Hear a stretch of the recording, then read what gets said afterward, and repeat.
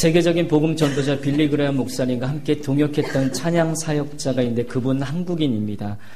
킴 옥스라는 분인데 한국인인데도 또 장애인입니다. 근데 한국 전쟁 때 실명해서 고아원에 들어갔다가 미국 중사에 이어서 미국으로 입양이 되어서 그 후에 공부를 열심히 하고 또 잘 가르침을 받아 성악가가 되었습니다.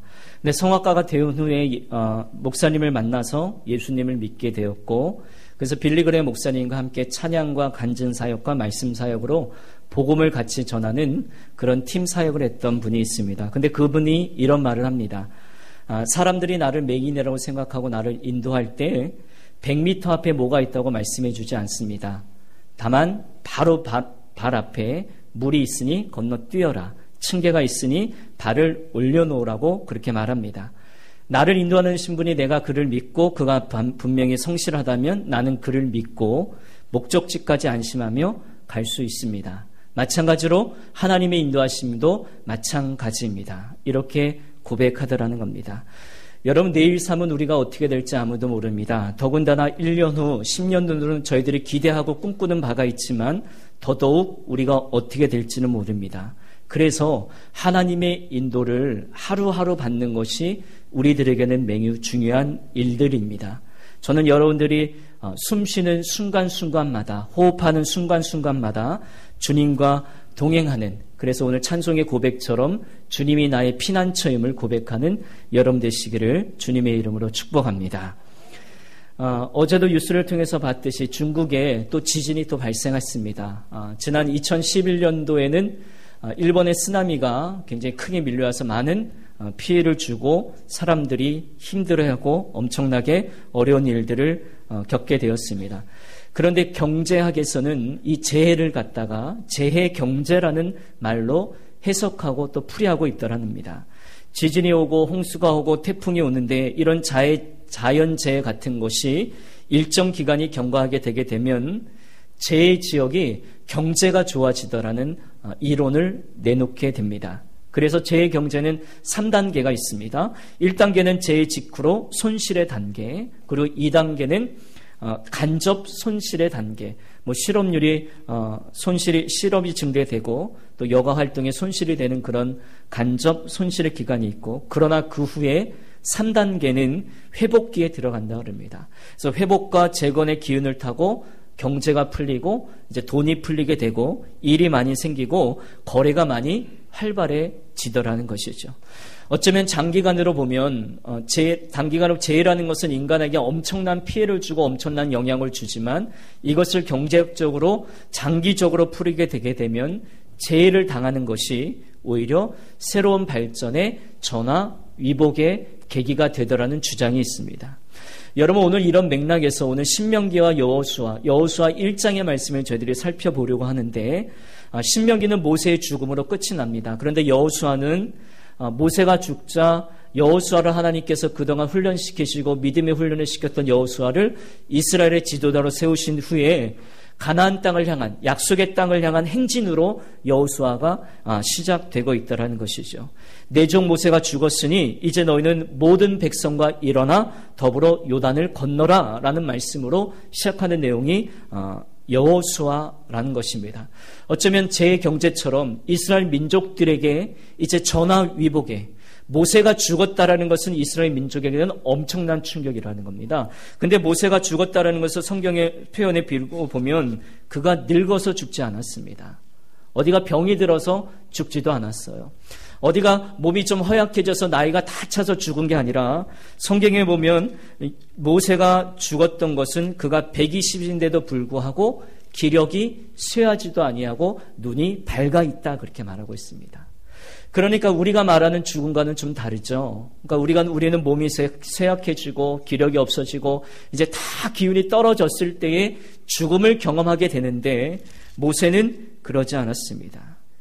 그가 지혜의 영이 아직도 충분하고 눈이 흐리지 아니하고 기력이 쇠하지 않은 은혜가 있을 때에 하나님께서 그를 불러가 주셨어요.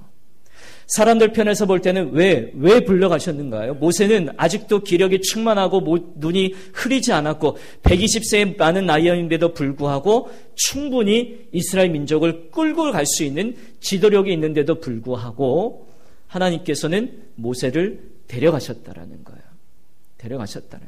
모세의 사명은 거기까지라는 거예요. 우리가 아무리 더 하고 싶고 더 나가고 싶고 우리가 더 많은 것을 쌓고 싶어도 하나님이 거기까지라고 여기까지라고 스톱하시면 우리는 스톱할 수밖에 없는 정말 미약한 존재라는 것이죠. 그래서 하나님은 새로운 시대에 새로운 땅을 밟기 위해 한 시대를 보내야만 하고 새로운 한 시대는 다시 시작해야 되는 그런 기간이 바로 모세 시대가 하고 여호수아의 시대가 왔더라는 것입니다. 여러분, 많은 사람들이 같은 시대에 살아갔지만, 같은 땅을 밟고 살아갔지만, 또 같은 시간 내에 24시간 시간들을 골고루 활용하고 살아가지만, 누구는 그 밟고 선 땅이 가나안이 될 수 있고, 또 누구는 그 밟고 선 땅이 여전히 애굽의 땅이 될 수 있고, 누구는 전쟁 없이 아직도 광야를 그대로 맴 돌고 있을 수도 있다라는 것이에요. 여러분이 밟는 2013년의 지금 이 땅이 하나님이 허락해 주시고 하나님이 준비해 놓은 약속의 땅이라면 우리가 얼마나 많이 흥분되고 얼마나 기쁨과 기대 가운데 여러분 행복이 우리에게 얼마나 넘치겠습니까? 하나님께서 그 약속하신 땅에 저희들이 들어오게 되게 되면 이방 족속은 다 물러내고 가시던 불을 헤쳐주고 바로 젖과 꿀이 흐르는 아름다운 땅을 만들어 주시기 때문입니다. 이러한 땅은 하나님께서 이미 하나님의 백성, 선민, 하나님을 믿는 백성에게 이미 주시고자 하는 약속해 주시고 준비해 놓으신 땅이 바로 그 가나안 땅이라는 거예요. 이 땅을 향해 이제 모세가 죽은 후에 여호수아와 이스라엘 민족들에게 그들의 두려워하고 겁을 내고 있는 그들에게 이제는 일어나 요단을 건너라는 말씀으로 여호수아를 시작해 주고 있다는 겁니다. 근데 이스라엘 백성은 하나님의 음성을 들었지만 요단강을 건너서 가나안에 들어가는 것이 그렇게 쉽게 될 수 있는 일이 아니더라는 겁니다. 가나안 땅을 다시 차지하기 위해 그들이 전쟁도 해야 되고 그러자면 죽거나 다치거나 사람들이 많이 생길 것이라는 두려움이 생각들이 그들에게 있었습니다. 여러분, 그 광야 40년의 기간들은 그들이 어떤 군사적인 훈련들이나 어떤 조직적인 모임들이나 그런 모임들이 하나도 없었던 광야 40년의 생활이었다는 거예요. 하나님의 기적을 경험하고 하나님의 체험을 맛보고 또 바위를 쳐서 물이 솟아나는 하나님의 큰 이적을 맛보게 되었지만 그들은 가나안 땅을 점령하기 위해서 어떤 준비도 되지 않았던 민족이었어요. 그냥 모세만 줄곧 따라갔고 모세가 행하는 대로 따라갔던 그들의 민족이 이제 모세가 없어진 거예요.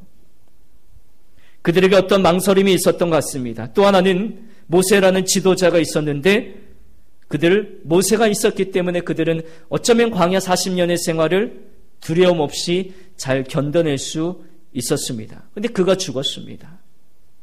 여러분, 마찬가지로 우리 사람에게는 두 가지 상반된 마음이 늘 있는 것 같습니다. 하나는 끝없이 새로운 것을 추구하며 나가는 사람이 있는가 반면에 그 반대로 아직도 변화를 두려워하는 마음 자체가 이 두 가지가 우리에게 늘 공존하고 있는 것 같습니다. 늘 음식도 새로운 음식을 먹고 싶기도 하고 옷도 새로운 옷도 사고 싶기도 하고 새로운 여행지에 가고 싶은 새로운 마음들이 늘 우리에게 있는 것 반면에 현재 있는 그대로 편안하게 때로는 안주하고 그냥 여기 있는 것이 좋사오니 이대로가 좋사오니 그렇게 안주하고 싶은 마음이 모든 사람들에게 다 있는 겁니다. 변화를 무서워하는 것이지요. 이스라엘 사람들 하나님께서 이미 젖과 꿀이 흐르는 가나안 땅에 들어가는 것도 좋기는 하지만 앞으로 우리에게 부딪혀 올 일을 생각해 보니까 그냥 이곳에 광야에서 지금처럼 살고 싶은 마음이 있었던 것 같습니다. 마치 광야 생활을 하면서 왜 우리를 애굽에서 차라리 살게 냅두지 왜 우리가 광야를 불러내어서 여기서 우리를 이렇게 고생시키니 하고 모세에게 원망했던 그 이스라엘의 민족의 마음처럼 마찬가지로 가나안 땅을 앞두고 요단을 건너기에 앞서서 그들의 삶의 가운데도 가나안 땅에 들어가기 위한 두려움이 그들에게 있었던 것입니다. 그런데 하나님께서는 단호하게 말씀하셔요. 일어나서 요단으로 건너가라. 일어난다는 말씀 무엇입니까? 이스라엘 사람들이 그냥 광야에 주저앉고 싶은 마음, 그냥 현재에 머물러 있고 싶은 마음을 그냥 일어나라는 거예요. 그냥 머뭇거리지 말고 현실을 박차고 일어나라는 거예요. 미래에 내가 어떻게 살아갈 것이고 어떤 일이 일어날 것이고 앞일에 대해서 걱정하지 말고 두려워하지 말고 담대히 일어나라는 겁니다. 그래서 하나님께서 여호수아와 이스라엘 백성들에게 그렇게 말씀해 주고 있습니다.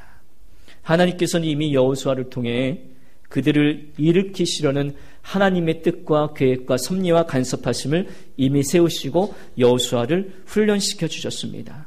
그래서 모세 곁에서 여호수아가 수행하면서 믿음의 훈련을 받고 또 용기를 내는 훈련을 받고 전쟁하는 법을 배우고 또 순종하는 법을 배워서 하나님의 율법에 헌신하는 사역자로 사명자로 자질이 있는 사람으로 그를 만들어 오셨습니다. 그들과 함께 일어나고 말씀합니다. 더 이상 절망의 상황 가운데 머물러 있지 말라고 하십니다. 절망 속에 머무르는 것은 상황을 더욱더 악화시키기 때문에 그렇다라는 겁니다.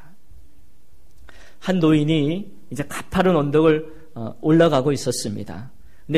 그런데 저 만치서 한 젊은이가 땅을 치면서 막 통곡하며 막 울고 있는 것을 발견했습니다. 그래서 노인이 다가가서 그 젊은이에게 왜 울고 있냐고 자초지종을 묻습니다. 근데 젊은이가 모든 것을 포기한 것처럼 좌절한 빛을 띠면서 저기 언덕 위에 있는 팻말을 하나 가르치게 되는데, 글쎄 그 언덕은 어떤 언덕이냐면 그 언덕의 팻말을 노인이 읽어보니까 이런 글귀가 있더랍니다. 이 언덕에서 넘어진 사람은 3년밖에 못 삽니다. 이 글귀를 보고서 그 청년이 꽈당 넘어져서 나는 이제 3년밖에 못 살 것 같다고 막 좌절하면서 막 울고 있었더라는 거예요. 그러니까 그 뜻밖의 내용이 그 젊은이에게는 청청복력과 같은 것이었죠. 그래서 젊은이는 노인을 보고 더욱더 좌절감에 북받쳐서 울어댔습니다. 그때 노인이 지혜를 발휘하여서 그 젊은이에게 안심하라면서 이렇게 가르쳐 줍니다. 여보게 젊은이, 그렇게 울고만 있지 말게나 내가 보니까 저 일은 하나도 울 일이 아닐세. 저 팻말 들으면 오히려 자네가 더 기뻐해야 되지 않는가? 그러면서 이렇게 말을 이어갑니다. 한 번 넘어져서 3년밖에 못 산단 말이지. 그러면 젊은이 여기 서서 3번이고 4번이고 한 100번 넘어져 봐게나 자네는 한 300년 살 수 있을 것이네. 이렇게 말씀해 주었다는 겁니다. 여러분, 마치 두려워서 떨고 있는 가나안 땅에 들어가기 앞서서 그곳에서 머뭇거리고 자칫 멈칫거리고 있는 여호수아와 이스라엘을 향한 하나님의 말씀은 마치 노인이 젊은이에게 한 말과 우리에게 같더라는 것이요.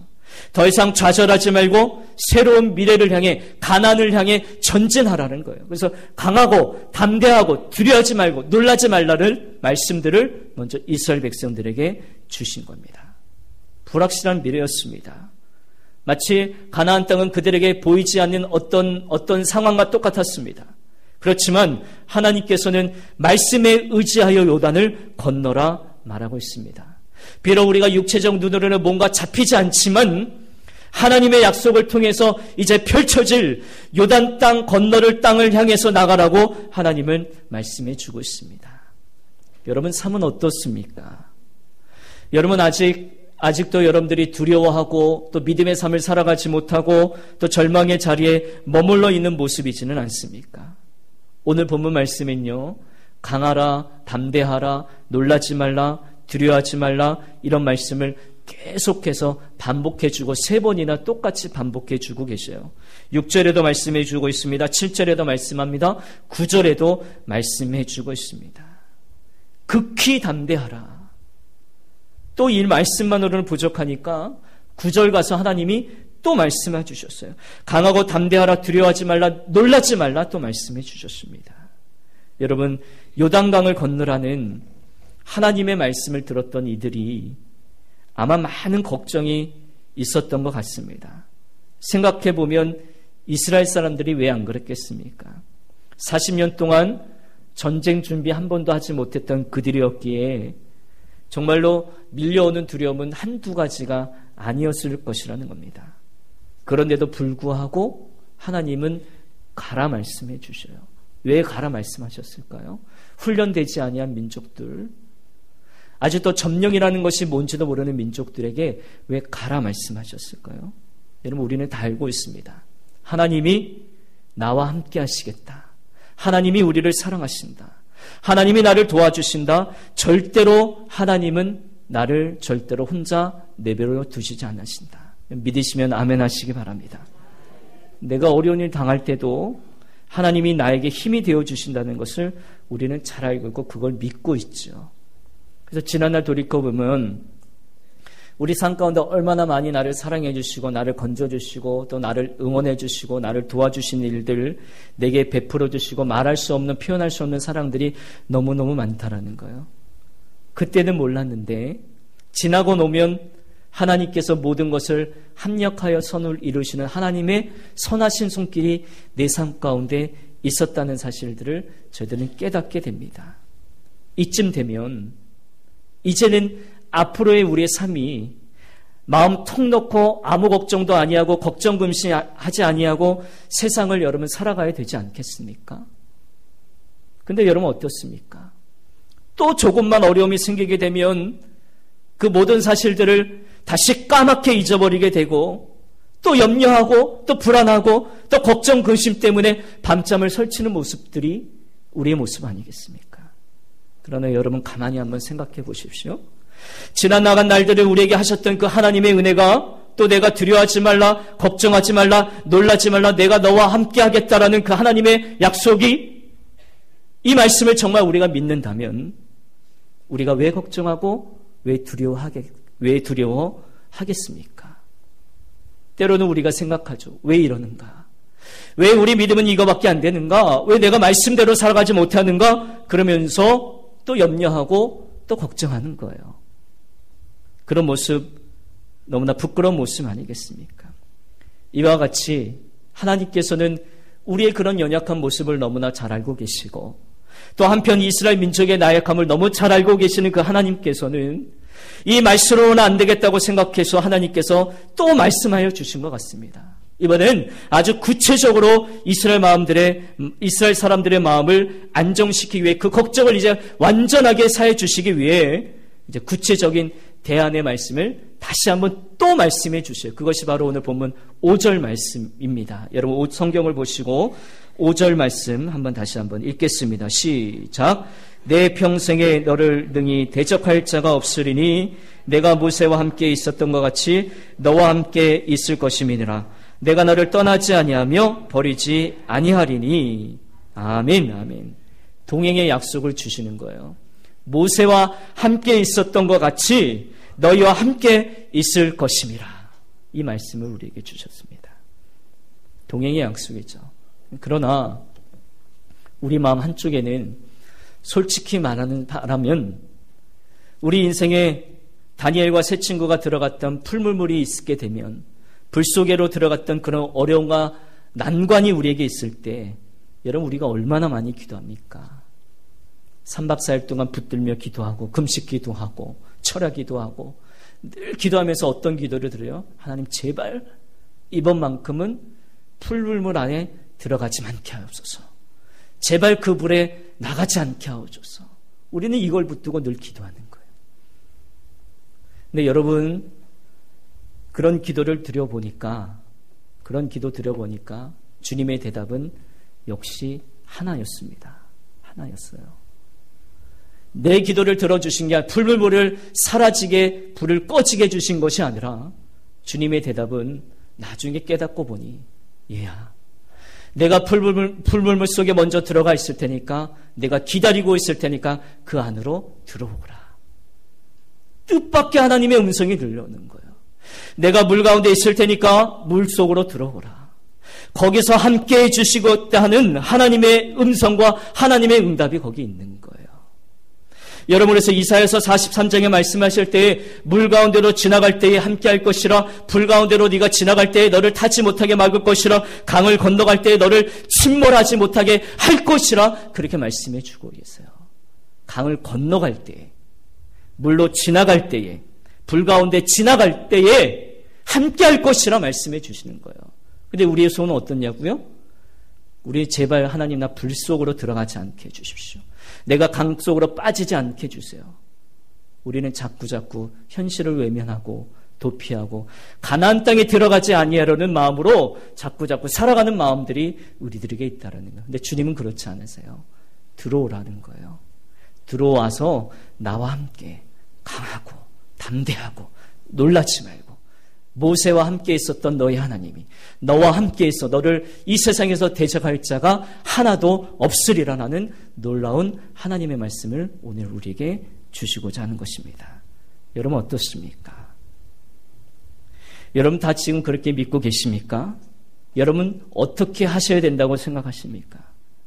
여러분 이스라엘 사람들 신앙을 얘기하지 말고 바로 내 신앙, 내 지금 나의 삶의 마음은 지금 어떻습니까? 여러분 주님과 함께 풀물물 속이라도 들어갈 수 있는 믿음의 결단이 여러분 가운데 있기를 주님의 이름으로 축원합니다. 이스라엘 사람들 우리가 흉볼 것도 없고요. 다른 사람들 흉볼 것도 없고 사도 낱말하네 하고 우리는 비웃을 필요도 없고 내 믿음이 어떠한가를 우리가 한번 살펴보아야 됩니다. 오늘 하나님께서 이렇게 우리에게 해주시는데 두 가지 조건이 있어요. 그 조건은 하나는 첫째는 발바닥으로 밟는 땅을 줄이라는 거예요. 발바닥으로 맨 발바닥 신발을 벗고 발바닥으로 밟는 땅을 우리에게 주신다라는 거예요. 땅을 주시는데 발바닥으로 밟으라는. 발바닥으로 뭐냐면 철저하게 종의 모습으로 하나님을 주인 삼는 종의 모습으로 그 땅을 밟을 때에 그 땅을 우리에게 주시겠노라고 말씀합니다. 여러분 놀랍게도 하나님이 가나안 땅을 들어가게 하기에 앞서 준비하고 있는 이스라엘 공동체에게 하나님께서는 어떤 전략을 세우고 작전을 지휘하고 또 길을 보여준 것 아닙니다. 하나님께서는 자신의 순종과 믿음을 통해 하나님의 뜻과 계획이 이루어지기를 원하시는 뜻이 있으셨습니다. 그래서 이런 진정한 형통의 인생을 살기를 원하는 마음이 우리에게 가득 넘치게 되는데 그때는 하나님의 말씀에 응해야 되는, 순종해야 되는, 또 철저하게 종의 모습으로 낮아야 되는 모습으로 나가야 되는 것. 가나안 땅, 요단강을 건너기 전에 이 모습으로 우리가 준비되어임을 말씀해 주고 있습니다. 또 하나 두 번째 조건은 오늘 8절 말씀인데 내 율법책을 입에서 떠나지 말고 주야로 그것을 묵상하라는 것입니다.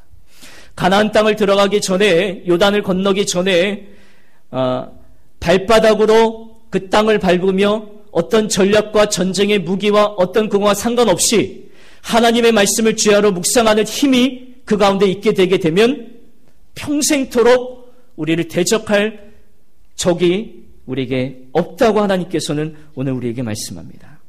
묵상이 뭔가요? 여러분 묵상의 단어의 뿌리를 보면 두 가지 개념이 있는데 한 가지 개념은 들짐승들이 배가 고파가지고 잠을 이루지 못하고 먹이를 찾아 나설 때 그 모습이 굉장히 격렬하고 무섭고 헤매는 모습들을 발견하게 되죠. 필사적으로 먹이를 발견하면 죽기 살기로 잡는 거예요. 그 갈증과 목마른 상태를 여러분 한번 상상해 보실래요? 내가 정말로 내 인생을 살아가면서 이 노도 광풍과 같은 세상을 살아가면서 그 삶의 현장 가운데 내 온몸으로 어떤 문제들을 부딪힐 때마다 하나님의 인도하심과 그분의 말씀을 내가 목말라 하고 격렬히 갈증을 느끼고 내가 살아가고 있는가? 이것이 묵상이라는 거예요. 묵상은 우리가 생각하는 것처럼 그렇게 쉬운 일도 아니고 간단한 일도 아니더라는 거예요. 또 하나는 소가 음식을 먹고 되새김질을 합니다. 음식을 먹고 또 되새김질을 합니다. 그래서 그 되새김이라는 풀이 소의 육질로 바뀌게 돼요. 이처럼 베레아 사람들이 하나님의 말씀을 늘 상고하듯이 이 말씀이 과연 그러한가? 오늘 아침에 받은 말씀이 과연 그리한가? 자꾸 꺼내서 되씹어 보는 거예요. 이게 묵상이라는 거예요. 그래서 그 말씀이 내 모든 체질에 육화되는 것, 구체적인 모습으로 뚜렷이 나타내서 그래서 죄악과 대항하여서 싸우고 피 흘리까지 죽도록 순종하며 내 모든 세포 깊숙이 그 말씀이 배어가도록 실천하고 있는가를 깊이 생각하는 게 묵상이에요. 묵상. 여러분, 이 시대에 내 앞에 던져진 하나님의 말씀이 과연 나의 삶의 현장에 얼마나 많이 육화되어지고 또 세포화되어지고 그 말씀이 얼마나 내 뼈 가운데 녹아지게 되고 그것을 깊이 점검하는 것이 묵상. 여러분, 하나님께서 이스라엘 민족들에게 내 율법을 입에서 떠나지 말고 주야로 그것을 묵상하여 이제 무게를 주신 거예요. 가나안 땅에 들어가기 앞서서. 그래서 그것을 가지고 바로 가나안 땅으로 들어가라는 말씀입니다. 여러분, 가나안 땅은 뭔가요? 가나안은 천국의 상징이기도 하지만 예수 그리스도를 구주로 고백하고 살기로 시작한 하나님의 백성들이 그 광야 학교를 졸업한 후에 드디어 하나님의 통치권 아래 저희들이 들어가겠습니다. 하나님의 인도하심에 하나님의 절대적인 주권을 내가 인정하겠습니다. 예수 그리스도의 보혈의 능력 아래 들어가서 내가 믿음의 삶을 훈련받으며 살겠습니다. 그것이 가나안이라는 거예요. 물론 내가 영적인 힘으로 지금 내가 죽어서 요단강 건너 천국에 가는 삶이 영적인 의미로 말씀해 주고 있지만 이 세상을 살아가는데 가나안 땅이라는 것은 믿음의 삶을 훈련받은 것이 가나안 땅이라는 거예요. 근데 그 믿음의 삶을 훈련받은 곳에서 우리가 어떤 무게를 가지고 살아가야 될까요? 우리가 아직도 내 방법과 내 주장과 내 학식으로 살아가야 될까요? 가나안 땅은 그게 통하지 않는다라는 거예요. 가나안 땅은 뭐가 통하냐면 하나님의 말씀을 주야로 묵상하는 말씀의 묵상의 힘이 가나안 땅에서 살아갈 수 있는 무기가 되고 있음을 이스라엘 민족과 여호수아에게 알려주고 있는 것입니다. 저는 여러분 삶에 하나님의 말씀을 묵상함으로 또 되새김함으로 그 말씀이 여러분을 승리케 하는 무기가 될 수 있기를 주님의 이름으로 간절히 축원합니다. 그래서 일어나 내가 주는 땅으로 가라. 그래서 예 주님, 그것이 내가 물이라도 강물이라도 바닷속이라도 넘치는 파도 가운데도 풀물 소리라도 내가 순종하며 담대하게 주님과 함께 내가 가겠습니다. 우리가 그렇게 고백할 수 있더라는 것입니다. 여러분, 아직 우리 손에 쫓아내야 될 가나안 많지요? 가나안 가운데 원주민들이 많습니다. 불순 세력들과 진멸될 아말렉들이 너무나 많습니다. 아직도 하나님의 말씀을 묵상하고 되새김질할 때 방해받는 요소들이 있잖아요. 거짓과 아직도 완고함과 내 가운데 강팍함과 불순종과 자기 주장이 남아있다면 이것을 전부 말씀의 검으로 들어서 진멸해야 아말렉의 영역들이 아직도 우리에게 많이 남아있는 거예요. 그것이 훈련하는 것이 바로 하나님이 약속하신 땅 가나안이라는 것입니다. 여러분, 순종의 믿음을 가지시고 여러분들이 그 믿음 가지고 그 땅을 밟기만 하면, 요단강을 건너기만 하면 하나님께서 다 약속하시고 다 허락하신 곳이 가나안 땅임을 여러분 믿으시기를 주님의 이름으로 축복합니다. 그러면 순종의 문턱을 넘기만 하면 이제껏 내가 평생토록 경험하지 못했던 하나님의 기적과 하나님의 신비로운 영역들이 우리 삶 가운데 넘치도록 펼쳐지게 될 것을 믿으시는 여러분 될 수 있기를 주님의 이름으로 축복합니다. 신비한 경험이라는 거예요. 지난날과는 전혀 다른 가치관으로 내가 살아갈 것이고 지난날과는 전혀 다른 삶의 라이프 스타일로 내가 살아가게 되더라는 것입니다. 이런 의미에서 하나님께서 오늘 이 아침에 오늘 우리에게 말씀해 주고 있는 거예요. 이제 일어나 말씀을 붙들고 요단을 건너가라. 가나안이 여러분 앞에 펼쳐질 줄로 믿으시기를 주님의 이름으로 축복합니다. 기도합니다.